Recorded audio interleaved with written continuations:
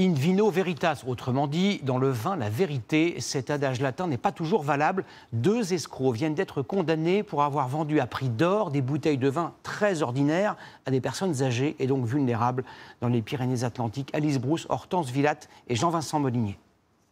Le coffre était plein, vraiment des cartons de bouteilles de vin rouge. Richard accepte de témoigner en mémoire de son père, victime d'une escroquerie à l'âge de 87 ans. Mon père était malade, il était fortement dépressif après le décès de ma mère. Et je pense que ces personnes-là savent repérer ce genre de personnes en fragilité.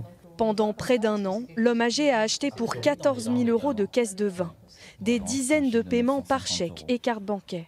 Le vin, présenté comme un grand cru, était en fait un vin bon marché acheté à des grossistes et livré chez les victimes 5 à 10 fois sa valeur initiale.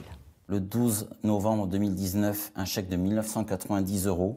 Le 4 décembre, un chèque de 1 991 €. On sentait que la personne était vraiment totalement organisée pour pouvoir arnaquer et être le plus rapide possible lorsqu'il rentrait dans le domicile d'une personne âgée.